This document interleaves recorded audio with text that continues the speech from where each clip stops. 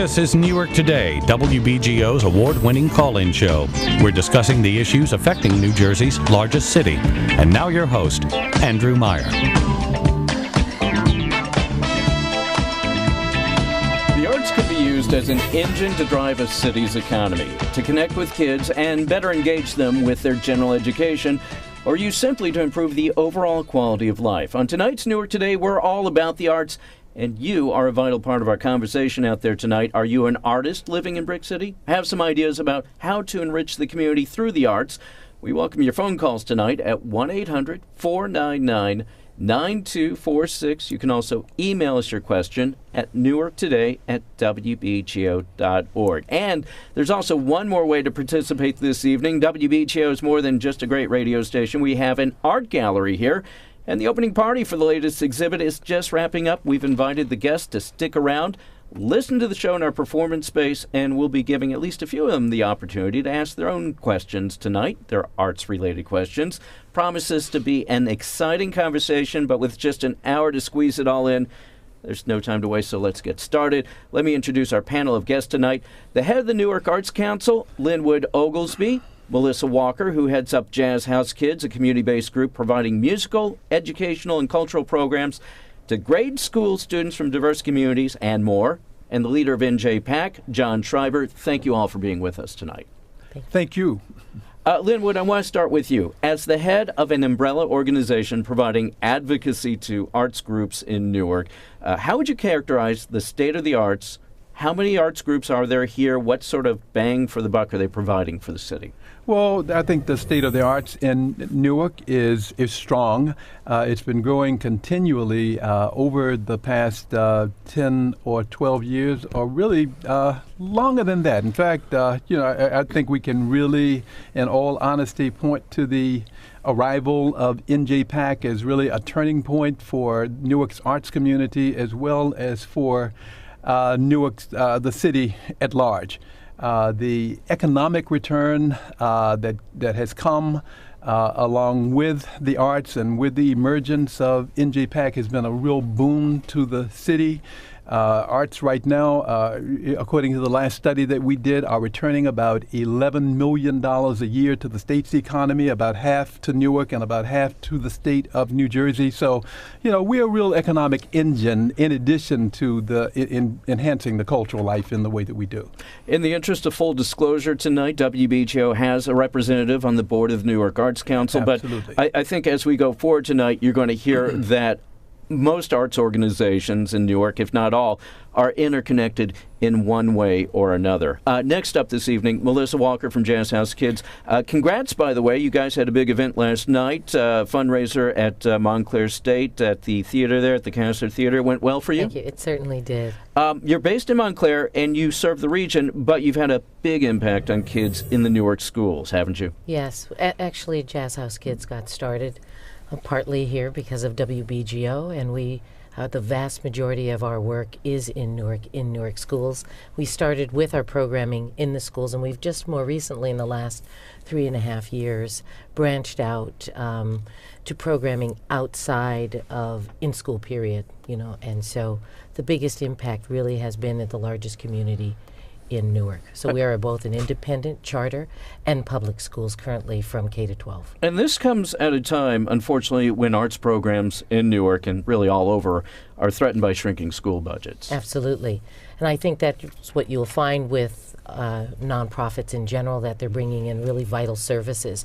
I think at the beginning of time they used to be in what would be called an enrichment. It was meant to enrich a current program, to work alongside with an existing robust arts program. And I think what you will see and more of the trend is that they're coming in as the sole program, or coming in to create a program that is no longer there. And so you have nonprofits playing a role that was not the role it was originally intended to. Our role is not to replace a teacher. Exactly. We want a teacher who is in place. But that is really not what we're finding more and more, unfortunately. John Schreiber, NJPAC. You're the big dog in the room. a question about arts and the economy. Even though you've only just joined the organization in the last couple of years, you certainly have the perspective of what it's been like for any arts group struggling to make it through the Great Recession. And even given your size at NJPAC, I can't imagine that the company has been immune from the economic woes of our time. No, not at all. I mean, in 2008, when the recession hit, it hit NJPAC just as it hit, nonprofit arts organizations and commercial arts presenters. But, what we have found, in the past couple of years is that the audience is there. And if we program to them in a way that is diverse and interesting, that, the odds are pretty good that they'll come. I mean, I think what Melissa says is really true, and that is, while the commercial presenting scene seems to be on the upswing, funding of the arts on a federal and state and local level is something that is really challenged. So we are more dependent than we've ever been on corporate support, foundation support, in order to deliver arts learning experiences for kids. We're able to serve about 60,000 kids a year through all of the different arts learning programs that NJPAC delivers, but we couldn't do it without the support that we get from foundations, corporations, and individuals.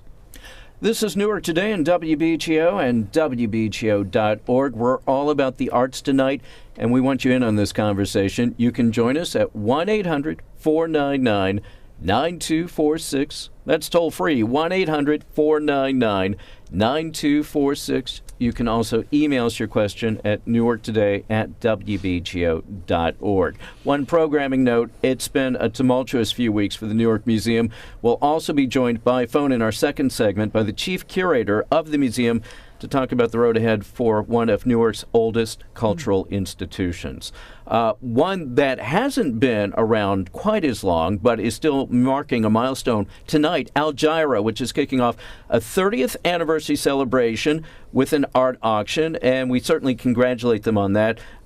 John and Linwood, you were both over there. You just came over from their celebration. Linwood, what is the significance of a group like Algira? What have they brought to the community, and are there other groups around Newark who are doing what they're doing or following in their footsteps? Well, Algira has brought prestige, really, in a really significant way. It's provided an opportunity for artists from Newark, but also from Newark, from across the area.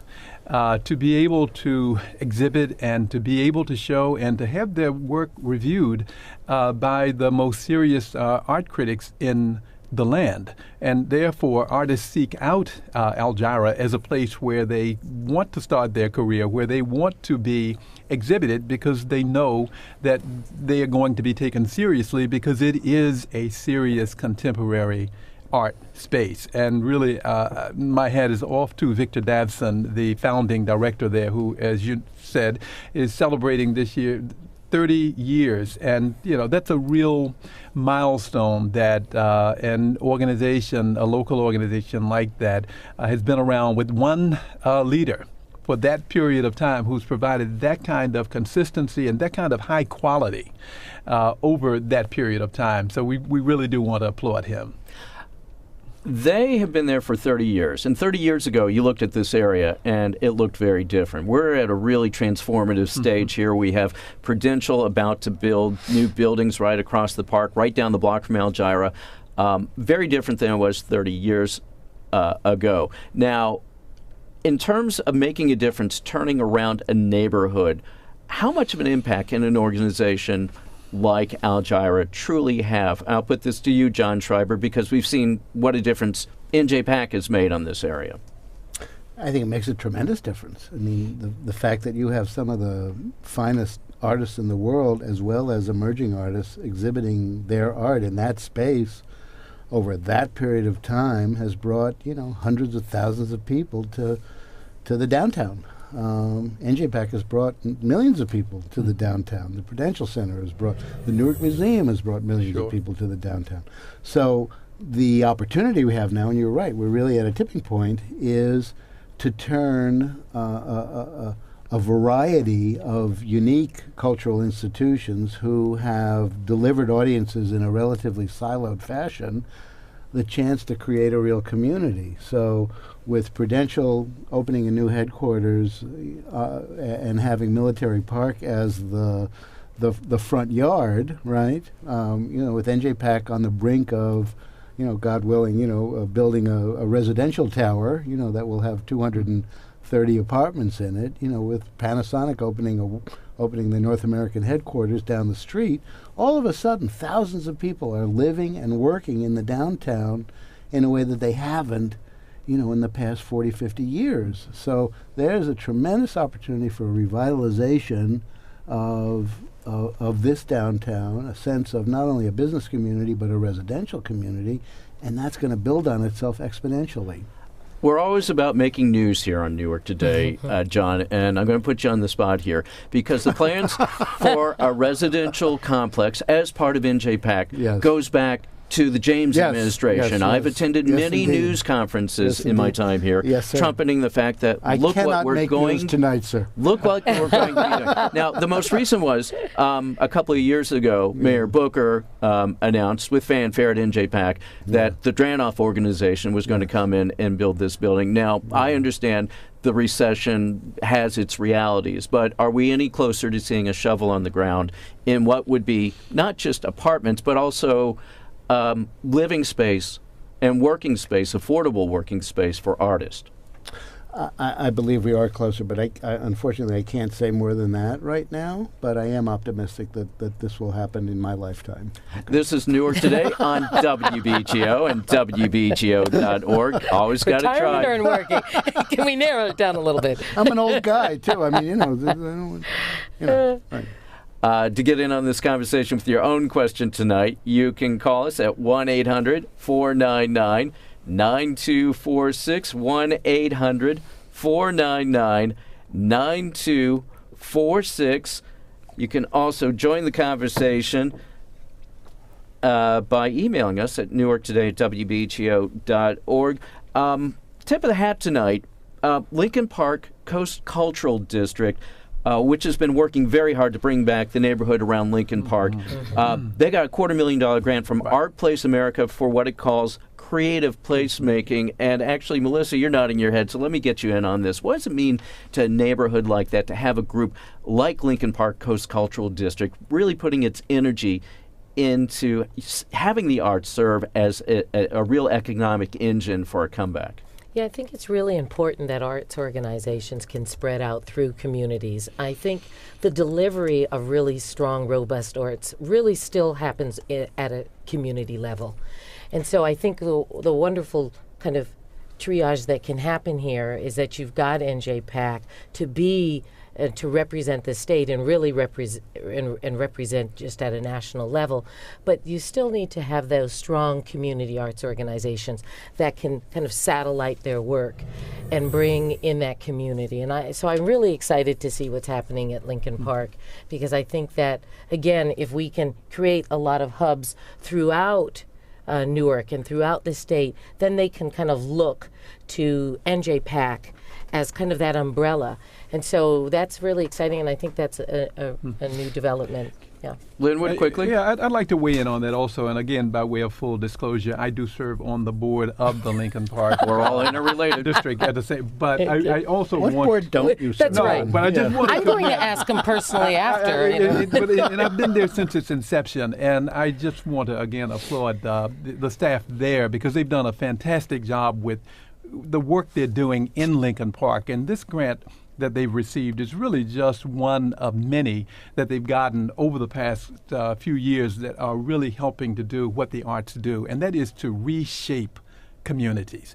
The arts are drawing people into Newark. They're changing perceptions about Newark. People are looking at Newark anew and saying, this is a city that I can live in. And it's in large measure because of what's happening with the arts. The study that I alluded to a moment ago that we conducted with Americans for the Arts showed that in 2010-11, 2 million people visited Newark because of their plans to attend an arts or cultural activity here in the city. About half those people 1 million of them came from outside the city of Newark. So the arts are attracting people in. I mean, people who once said, oh, people won't go to Newark because, are now having to rephrase that because people are coming to Newark. Half the people who attended arts and cultural events in the city were Newark residents. But the important thing about that half who are outside the city is, as quote-unquote cultural tourists, they tend to spend more dollars in the city than local tourists. So they spend on average about $37 per person for every one of those cultural tourists that we can attract. And cultural tourists spend more dollars when they visit a city than your typical visitor who's coming. So the arts are doing its job. In that same period, it was shown that the arts contribute about $127 million to Newark's economy every year. We are a major industry in this city, and it's the work of NJPAC, the museum, all of these entities, the symphony orchestra, Algira, all of these are playing a big part in reshaping the city. This is Newark Today on WBGO and WBGO.org. To get your own question in for these great people who are with us tonight, you can call us at 1-800-499-9246. That's 1-800-499-9246. Another way you can participate tonight, we had an art gallery opening here at WBGO, and we have a few people who have been sticking around this evening. They're listening to the show in our performance space, and some of them have some questions this evening. The first one is actually the artist who is being represented in this gallery opening, Tia Jana. She is at the microphone and has a question for our panel. Tia, go ahead and fire away.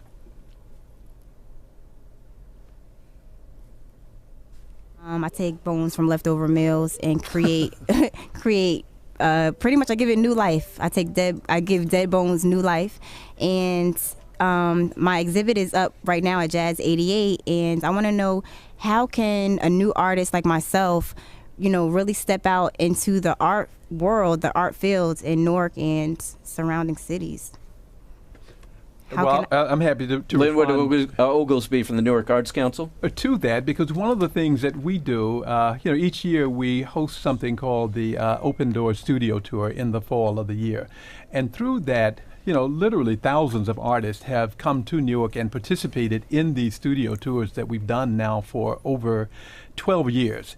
And we identify unused spaces for pop-up galleries.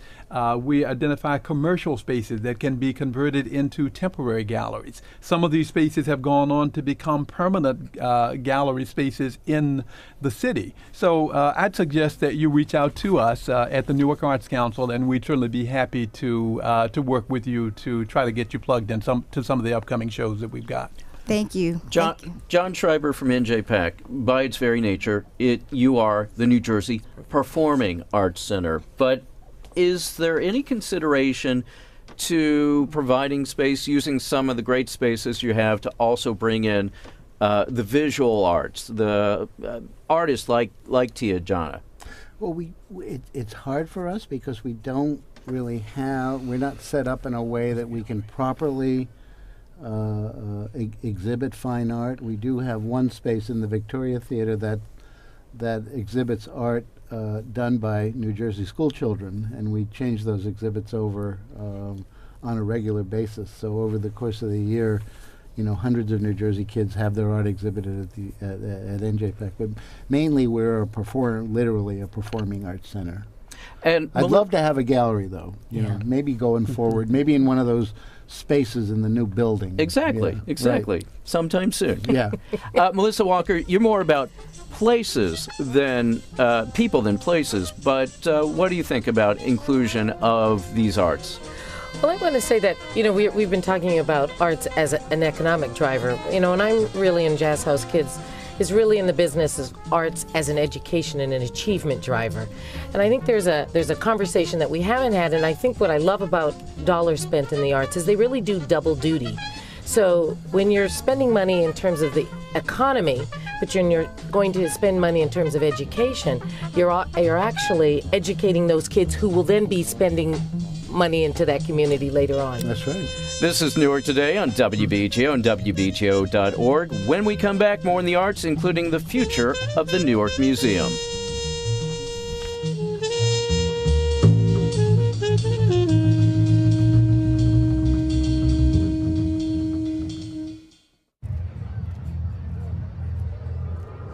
Looking for these? You drive buzzed. It could be one very expensive ride.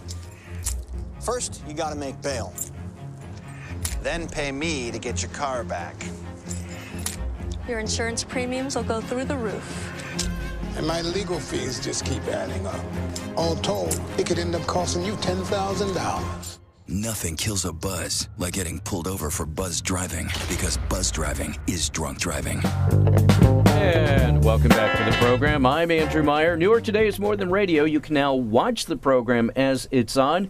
You can find our live video stream on our website at wbgo.org/Newark Today. And if you are watching us online tonight, you'll see that Mayor Booker is nowhere in sight. Instead, we have a great panel of guests all connected to the arts, and that's what we're talking about tonight. One element of the arts we haven't really touched on this evening is the Newark Museum. More than 100 years old and a tremendous cultural resource for the city. However, there's been some rough waters for the museum. Joining us by phone right now to talk about the museum is the chief curator, Ulysses Dietz. Ulysses, thanks for joining us. Great to be here. Like a lot of people who follow the arts in Newark, who are fans of the museum, my jaw dropped last Friday when I picked up the Star-Ledger and read that the longtime head of the museum, Mary Sue Sweeney Price, was stepping down immediately. Now, she's had some health concerns. What drove her decision? Well, Mary Sue, I've worked with Mary Sue my whole career at the museum, which is going on 33 years. And she had been looking forward to retirement, and I think the stress of the year has been maximum, as everybody knows, and she just felt it was the right time, and she felt she had a team in place ready to step in and sort of man the fort while after she retired. So the timing just seemed right, and so she went ahead and did it, and indeed we were there ready to step up. This is Newark Today on WBGO and WBGO.org. We've got Ulysses Dietz from the Newark Museum on the line with us, and he's only going to be with us for a short while, so if you've got a question about the museum, this is your chance right now. Call us at 1-800-499-9246. That's 1-800-499-9246. Ulysses, you're part of a team that's going to be leading the museum in the interim, correct? Yes, indeed. Me and the museum's COO, Meme Omokbai, who was being honored at the Algira Gallery earlier this evening, right in Newark. She and I have worked together, again, through her whole time at the museum, and we're going to work together to move things forward in this transition. One of the biggest challenges you're facing is one of money, an $11 million budget shortfall that's resulted in a number of layoffs. Is this as bad as it gets, or is the museum dealing with more systemic problems that are going to persist? Well, the only systemic problem, really, that has been plaguing the museum over the last 3 years is the lack of money flowing in. It's been a sort of perfect storm. I mean, literally with Hurricane Sandy diverting charitable money for excellent reasons away from institutions like ours. But also there's a kind of donor fatigue out there in New Jersey, and museums are extraordinarily expensive places to run. They need a huge amount of human resources, not just to do the programs, but to care for the collections. We have an enormous collection. Our collection is one of the top 30 in the country, and to take care of that takes a lot of people and time and money, and that's been the real strain on it. Everything our operations are still going ahead even at the reduced level they're going at, but it really is a matter of cash flow into the museum. We've depended on the city and the state for a huge amount of time, and we realize that everything is going to be shifting more toward the private sector. What's going to be the effect on programming? Well, we are going to do the best programs we can, but fewer of them. We did a tremendous amount. We offered a tremendous amount of programs for all sorts of age levels, families, individuals, out-of-town tourists, art scholars, all of that sort of stuff. and we're going to have to cut way back and focus on our sort of historical roots with education and with school groups and with family groups, and then try to mount key exhibitions that will draw in audiences to focus on art. And on top of all of that, updating and changing our galleries for the upcoming 350th anniversary of New Jersey next year. So we have a lot to do. This is Newark Today on WBGO and WBGO.org. We're talking about the arts in Newark tonight, and for just a few more minutes, we have Ulysses Dietz, who's helping to guide the museum in the transitional time following the retirement of longtime head Mary Sue Sweeney Price. Get your questions in here right now at 1-800-499-9246. That's 1-800-499-9246. Linwood Oglesby from the Newark Arts Council. Every arts and cultural group has struggled to make it through the Great Recession. The New Jersey Historical Society all but closed its doors several years ago. And the question is, are we going to start seeing this happen more and more at the smaller cultural groups? What's happening at the museum? Well, the same things are happening with the smaller cultural groups. I mean, it is at least as difficult for those organizations to raise the dollars that we need in order to keep their doors open. So we're all facing that same donor fatigue that Ulysses referred to.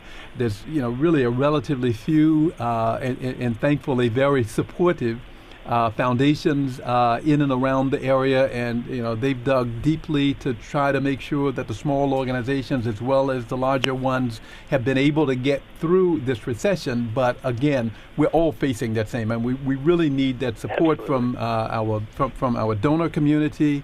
The state has done a great job in maintaining level support for the arts over the past couple of years, but we really need to see as the economy improves, we need to see a return to the pre-recession levels of funding there. I know that would be extremely important to the museum because it would hopefully allow some of the resources that were previously available to them to be available again, and it would also allow for some of the smaller organizations who have been underfunded for a very long time to maybe begin to get a little bit more out of that. But we really need that support from the state.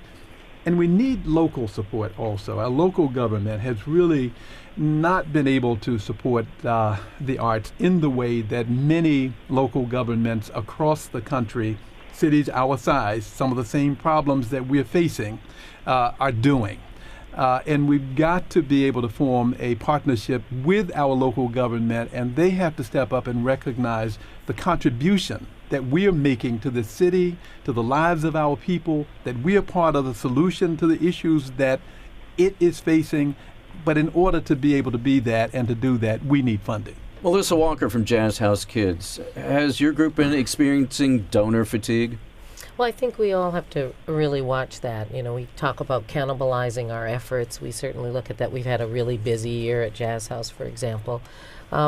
It's something that we pay close attention to. I think, fortunately for our organization, we've been in a growth spurt, but I think that's mainly because the organization has really picked up steam as it has found its voice, and it has found the niche that it can really work in and really add value. So I think we are an organization that you are seeing growth. But I think as more money is being diverted to STEM pursuits instead of what I'd like to see as STEAM with the arts, exactly. We are kind of concerned with that. And we are doing things to look for fee-for-service programming, very, very important. About a third of our budget comes from that. That's something that we've developed over the last 5 years, as well as really diversifying and really trying to get our message out to individual donors. So we've been looking at this strategically for some time because we felt that we could not just look to foundations, for example. So we've really diversified our portfolio, and I think that's one of the reasons for our our success. I mean, it's hard won, so I don't want to sound like it's more than that, but I think it's because we have really diversified in as many ways as we can. It's also because Melissa works 27 hours a day. That's part of it, too. That's part of it, too. John Schreiber from NJPAC. This is Newark Today on WBGO and WBGO.org. To get in on this conversation tonight, you can call us at 1-800-499-9246. It's all about the arts tonight, folks. 1-800-499-9246. Ulysses Dietz, Chief Curator at the Newark Museum and part of the transitional leadership team there. I want to give you one last word here. Despite the rich history at the museum, the tremendous private collection that you have, and some great programming, how optimistic are you at this time? It's got to be really tough. Well, I'm totally optimistic. It is very tough right now. This is the toughest year I've experienced in all my time at the museum. But, at bottom, we're a very strong institution with an incredible staff in spite of the cutbacks, and we're going to keep moving ahead, and it's going to get better from now on. Ulysses, we have one call coming in about attending the museum. I want to get to you before you leave us. Paula from Rahway is joining us on the program tonight. Paula, welcome to New York Today. What is your question this evening? Yes. Paula, fire away. We have Ulysses Dietz on the line. You had a question about getting to the museum? Yes, I love the museum. I just want to get there, and I think the best thing to do, could you please have a shuttle bus from the Newark Penn Station to Newark Museum? That's a very good question, Paula. Thank you very much. Ulysses, Linwood Oglesby, John Schreiber, Melissa Walker, what about the idea of an arts shuttle in Newark?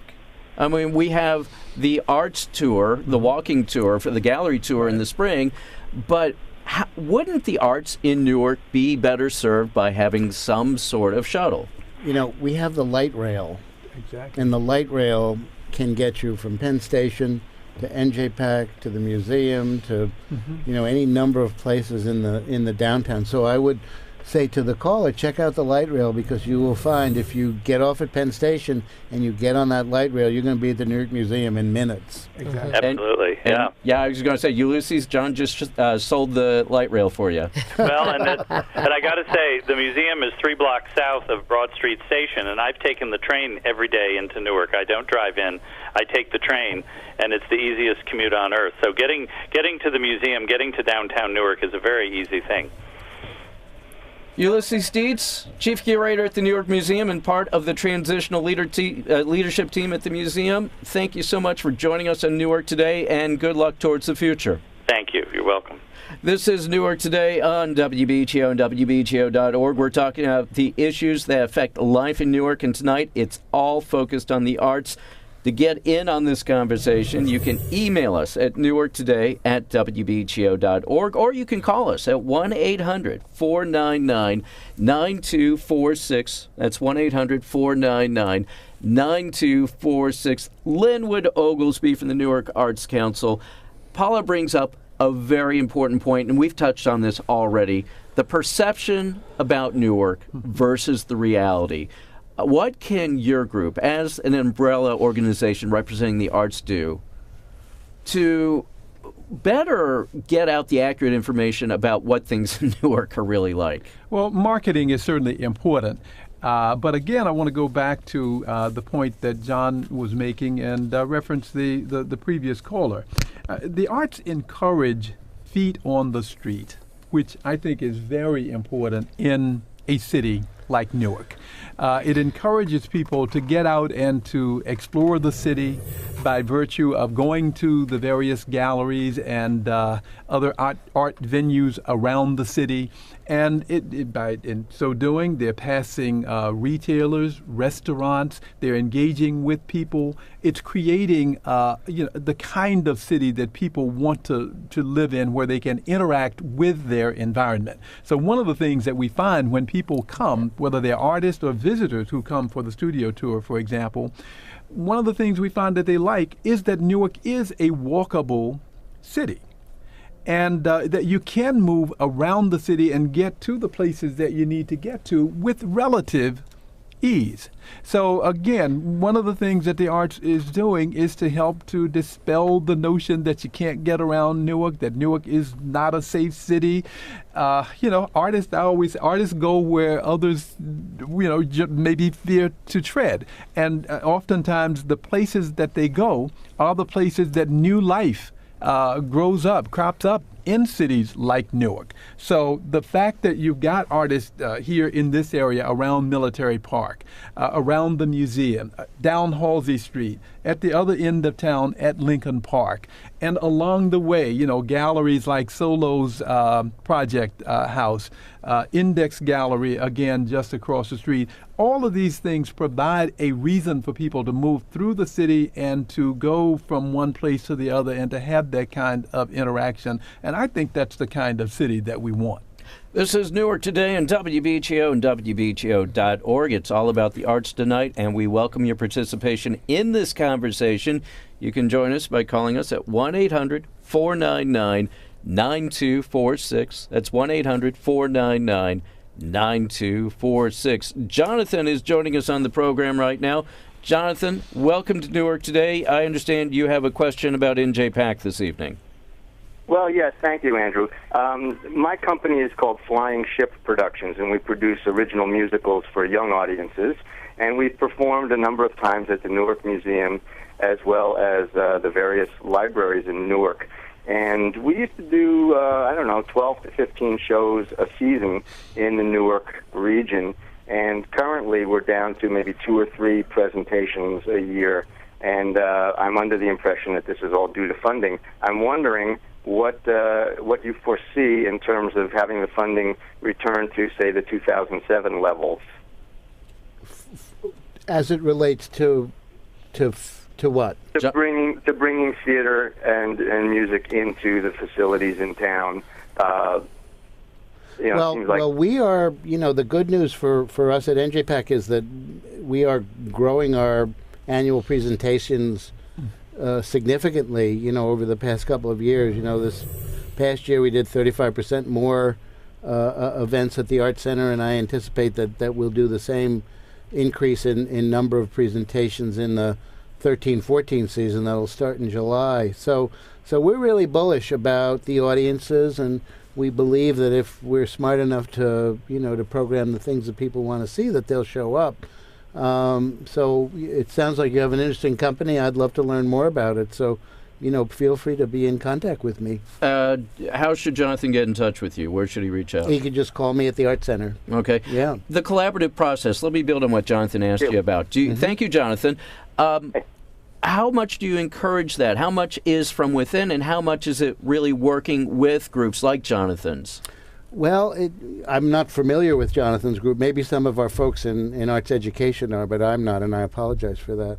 But collaboration is really, I think, at the heart of where the Art Center is heading. So, I'm really proud that we're in a conversation right now with Melissa and with Jazz House Kids to work with us on our jazz program that we're very proud of and have been operating for many, many years. But I'm a big fan of the work that Melissa has done over the last 11 years, and so we're talking about ways that we might work together.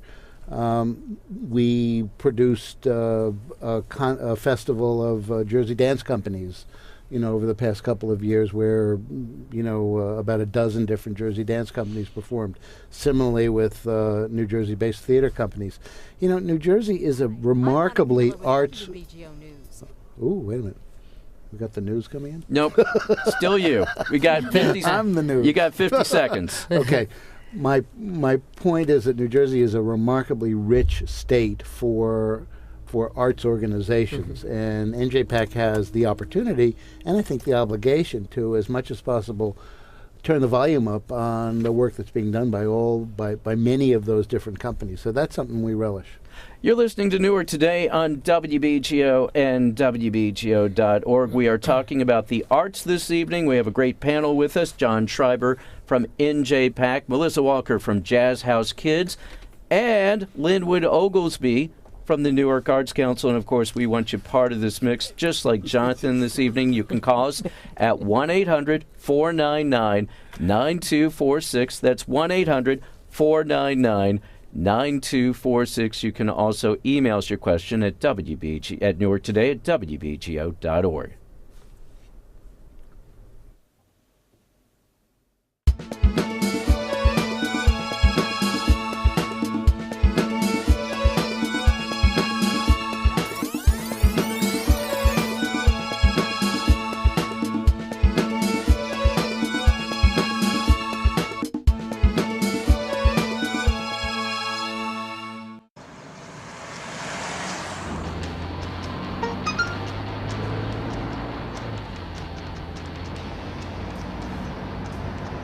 The average text takes your eyes off the road for nearly 5 seconds.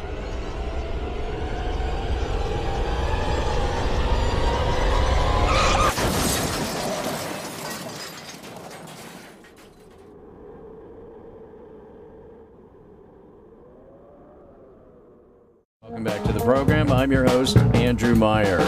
Newark Today is on Facebook. Stay up to date about what's coming up on the next show. Continue the conversation from this one. Just stay connected to us at facebook.com/Newark Today. Normally, this show is all about politics. Tonight, it's about the arts. But even though Mayor Booker is not with us this evening, we can't avoid the subject altogether. The mayor makes a big deal out of going out and raising private money for a multitude of purposes here in the city. Crime fighting, education, and if I'm not mistaken, even the libraries. But I've heard grumbling, I won't name names, they're not in this room, that the mayor has done next to nothing for the arts in Newark. Linwood Oglesby, you were starting to touch on this earlier. I'm putting you on the spot here. Should the mayor be doing more for the arts and culture in Newark, and if so, what? Absolutely. You know, I'd love to see the mayor really take the arts on as one of his cause célèbre. When the mayor was running for office some years back, you know, he pulled together a group of us to talk about the role that the arts would play in his administration. And unfortunately, I mean, we all know what happened with the economy, and we all know the depth of difficulties that the city has faced with its in terms of the economy and his capacity maybe to be able to deliver on some of those things that we had hoped to see. But you know, as he's now preparing his exit plan, I would really be delighted to see him, you know, really step up and say, you know, this is one of those things that I had hoped to do more for during my terms here in the city, and I'm going to devote a sizable share of my attention now to creating a legacy through supporting the arts. Whether it's with this administration or the next one, whoever it is, do the arts need an art czar within city halls, an advocate within that building? Well, we certainly advocated for that at that time, and that was one of the things that we had certainly hoped would happen, that there would be a person there. I don't know if we'd call them a czar, but that there would be someone there. And I think we all knew then and believe now that the mayor really you know, has the arts in his heart and understands what the arts currently do in the city and understand what they are capable of doing, because he travels around the country and around the world. So, you know, anyone who travels at all, you know, sees the role that the arts play in our cities. I think one of the things that has happened is that, you know, because of the success that we've had with some of our major institutions, maybe there has been the sense that, well, the arts are okay, and I can focus on some of these other entrenched problems that we all understand. But I think what we're seeing now with the museum, and you mentioned the Historical Society, and certainly with others, is that the arts are not okay. And if they are not cared for, if they are not nourished, then they will go away also. And our take with them, what was that figure? 100 million? $127 million a year. Is generated by arts activity just here in Newark alone. So, John Schreiber, you've been nodding your head pretty vigorously in agreement. Let me get your 2 cents on the matter.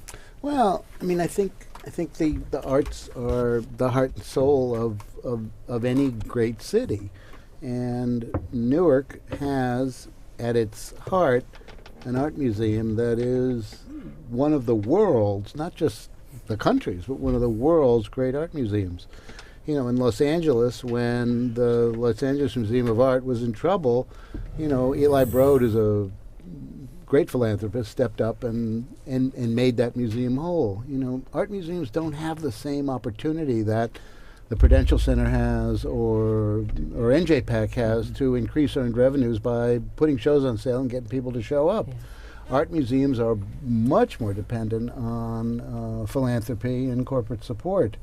So my great hope is that, the mayor has been so successful in bringing economic development to the city. My hope is in that success, so he will also find success in bringing philanthropy for the arts to the city. When one sits across the table from Cory Booker, it's really hard to say no. So I agree with Linwood. My great hope is that, especially as it relates to the Newark Museum, that some philanthropy can come in to make the museum whole, because without that museum as part of the vital center of the arts universe of this city, we are much, much poorer. Yes. And if I Melissa can add Walker. to that, I think, John, to your point, if we stop looking at arts as an isolated activity and see that it is part of the overall solution, and from the education of our young people, the arts need to be they need to be sitting at the table in a robust way. And I think that's being lost in this application.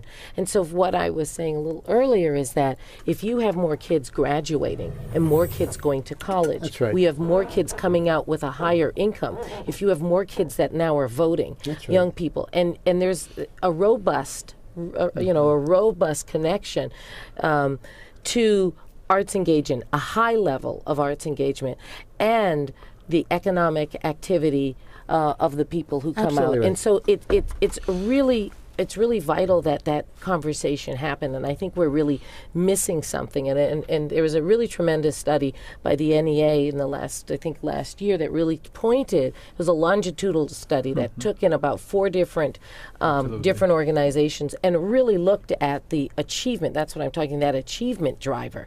And so if you want to talk about school reform, which is a major issue in this city, then arts need to be a vital conversation. So and then that's also going to impact, the tax dollars that go in and the revenues, et cetera. And so I think that the arts plays, that's what I'm saying, the double duty. There's so many ways that the arts talk about us as our humanity, bring people to the neighborhood, educate our people, bring a greater future. And so to have them absent seems just almost puzzling for a logical sense. Today at the Art Center, we had 1,800 public school students from Greater Newark Public Schools, and they came and they saw the film Lincoln. They had studied the curriculum around the 13th Amendment for 2 months in advance. Clem Price, the great history professor from Rutgers, and Lonnie Bunch, who's the director of the African American Museum at the Smithsonian, spoke to the kids. It was a remarkable 3 hours. Those kids were entranced by that movie. When the 13th Amendment got passed by Congress, they all cheered. So the question is, how many Spielbergs were in the house today? How many future Spielbergs were in the house today? How many civil rights lawyers were in the house today, right? How many kids' lives were enhanced? A lot. How many kids' lives were changed? Maybe a few, by virtue of that experience. So, we have a school superintendent who loves the arts. She was an actor, before she was an educator. So I'm very optimistic about the future of the arts in Newark and the arts in the Newark Public Schools. This is Newark Today on WBGO and WBGO.org. If you want to get your arts-related question into our guest this evening, don't wait. We have just about 10 minutes to go, and the show will be over before you know it. To get in on the conversation, you can call us tonight at 1-800-499-9246. That's 1-800-499-9246. John Schreiber from NJPAC, you mentioned how many young Spielbergs were in the audience today, and I want to ask you a question that's related to that, one that actually can also pump a lot of cash into the local economy, the movie business. We've been seeing a lot more film and TV production. You came from the movie business before taking over at NJPAC, and actually You even got America's Got Talent to broadcast from NJPAC. What's your overall sense of how well the city is doing in its endeavor to attract this sector of the arts to Brick City? Well, I think we're doing okay. I think we can do better. We were really pleased to have America's Got Talent in the house last year. Are they coming back? No, they're going to Radio City. And I mean, do you feel snubbed? You know, it's hard to feel snubbed with the most famous theater in America. You know, we're pretty beautiful, but they're pretty beautiful too. And the other thing that they had to offer was a tremendous TV tax credit that the state of New York delivers to productions. You know, we have a tax credit, but it's relatively small. And you know, my hope is that as time goes by, that will change. If we are able to do that, our prices in New Jersey, in terms of venues and labor, are certainly a lot cheaper than they are in New York. So I see a future there. And you know, my hope with the Art Center is that we become a broadcast center as time goes by, and that's something we're working on in our strategic plan. And I like that idea for a variety of reasons. One is the stuff that happens on our stages is really unique and special, and it should be able to be enjoyed by more than 2,800 people or 500 people on a given night. And the other thing is we have an opportunity with arts education to take performances and master classes and teaching opportunities and not only give them to 100 kids, but give them exponentially to thousands of kids by virtue of distance learning and broadcast. So I'm excited about that possibility. I think it will come true in the next several years, the next few years. And I think the possibility of more TV and film happening in our region is pretty strong. Linwood Oglesby from the Newark Arts Council. What's the payoff? Have you tracked what film and TV production have actually brought into Newark? That's really not one of the things that we looked at, and it really is not in. But I can actually give you a number, Please. because I can give you an AGT number. We did a study based on last year, and they're coming into Newark. We learned that the positive economic impact to the state of New Jersey was $68 million in additional revenues, right? Based on the show. That's no small amount of money. No, it's significant. Yeah. This is Newark Today on WBGO and WBGO.org. We're talking about the arts tonight on the program. One area of the arts we haven't really spent a whole lot of time talking about tonight, and there's a whole lot more I'm afraid we probably won't get to, but I want to ask about arts in public spaces. All arts, it would seem that compared to our neighbors 12 miles away in New York City, there's just not that much of it to be had. Is there a public arts component of development in Newark? And if not, should there be? Are you talking about visual or performing? Visual. Public. In the public space. You know, Newark actually passed an ordinance about 10 years ago, as they have in many cities across the country, Percent for the Arts. Philadelphia was the first and has one of the most robust public art programs in the country. That legislation would set aside 1% of all new construction dollars in the city for public art projects. Unfortunately, that has not been realized. But that's really how those projects get done, whether it's in New York City or in Philadelphia or Chicago or otherwise. In fact, we are on June 22nd, as a part of a professional development day for artists, hosting a forum on public art. And we will have a representative from the New Jersey State Council on the Arts, from New York City's Percent for the Arts program, from New Jersey Transit's public art program, along with several artists who have participated in creating public art here in Newark and in other places, to address just that question. Because again, it's very important. You know, public art inspires and it lifts our views of ourselves and about our city, and for other people who are visiting the city as well. So it's very important, a very important element of any city's development. Especially with so much development going on. Earlier in the program, we talked about Panasonic coming in, Prudential, which has always been a major champion of the city of Newark. They're building new. In fact, Military Park, which is right at the hub of where we are, NJPAC, WBGO, Prudential. There's supposed to be this development that's going to be happening, this redevelopment. The same guy who did Bryant Park in New York City Mayor Booker keeps saying it's coming, it's coming, it's coming, it's You know coming. what? I really think it's coming. Again, I can't tell you an exact date because I don't know it, but I do believe it's coming sooner rather than later. And when that park is refurbished and when that park begins to get programmed, I think there's an opportunity not only for public art, but for regular performances and an activation of that park, a la Bryant Park, that will bring thousands of people into the downtown who wouldn't normally go down except for a special event at NJPAC or the museum or the Rock. So you can't really talk about when it will start. That becomes a public square. But definitely, we're talking about arts as being a component of a reinvigorated military park. Oh, absolutely, absolutely. I mean, I've said to the folks who are doing that renovation that we would love to program. You know, we do Sounds of the City in the summer, where 4,000 to 6,000 people on a given night will come out. Well, gosh, I would love to put that into Military Park, and then all of a sudden there's picnic blankets and 10,000 people and much more room to stretch out. One last question. I think we may try and get another one in here, and I don't want to be self-serving since WBGO is a jazz station, but it again goes to talk about the interconnectedness that we in the arts all have here in Newark. NJPAC recently announced the details of the second annual T.D. James Moody Democracy of Jazz Festival, of which WBGO is a partner. Not only that, but Christian McBride, who was artistic director of last year's festival, has been named NJPAC's jazz advisor. Melissa Walker, Christian's your husband. I guess my point is not just that it's a small world, but it is so critical for arts groups to realize that we should all be working together, not at cross purposes. And Linwood, is this a message that's not always heard?